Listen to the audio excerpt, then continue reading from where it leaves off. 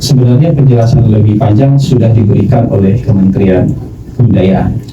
Dari hasil komunikasi kita dengan Kementerian Kebudayaan, bahwa ini merupakan masukan dari para budayawan, para pekerja seni, tradisi, yang merasa penting untuk ditetapkan sebuah tanggal sebagai Hari Kebudayaan untuk mengapresiasi para budayawan, tradisi, seni, pelaku seni tradisi, supaya juga tidak hanya sekedar diingat, tapi juga mendapatkan tempat ya dalam keberlanjutan pembangunan bangsa kita.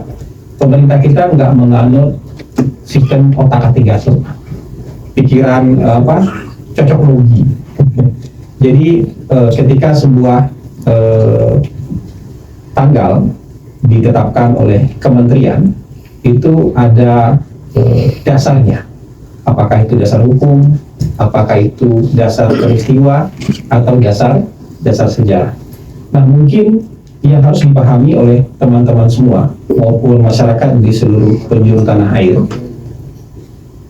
puncak dari pengakuan keberagaman kita sebagai bangsa yang plural, terdiri dari berbagai macam suku bangsa, berbagai macam etnis, kebudayaan, adat istiadat, dan segala macam.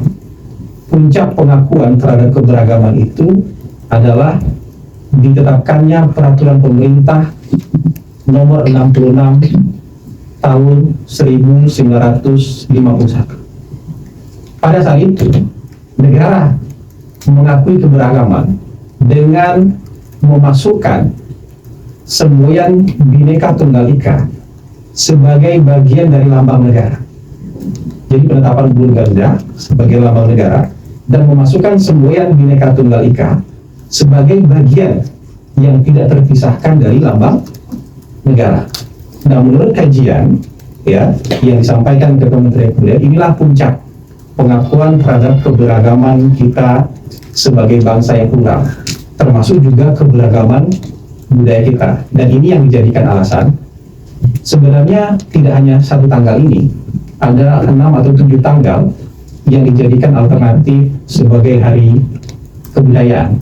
Misalnya ada tanggal 2 Mei yang sudah hari pendidikan, tanggal 20 Mei, ada berapa tanggal ini saya tidak hafal yang disukai. Tapi karena hari-hari itu sudah ada harinya, ada hari peringatannya, dan hari ini juga tanggal 17 Oktober ini ada momen sejarahnya, pengakuan resmi pemerintah terhadap keberagaman dengan dimasukkannya semboyan Bhinneka Tunggal Ika sebagai bagian tidak terpisahkan. Makanya mana burung Garuda?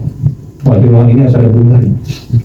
Burung Garuda itu, lambang negara itu tidak terpisahkan dengan semboyan Bhinneka Tunggal Ika. Itu puncak pengakuan terhadap keragaman budaya kita yang bermacam-macam itu sebagai budaya bangsa Indonesia. Kira-kira penjelasannya seperti itu. Jadi kita tidak menganut otak-atik gatot atau cocok logi. Kalau kebetulan nggak apa-apa.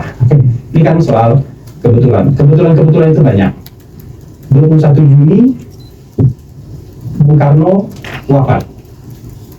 21 Juni Presiden ke-7 Indonesia lahir. Kalau cocok logi bisa panjang. Tapi kita tidak menganut cocok logi.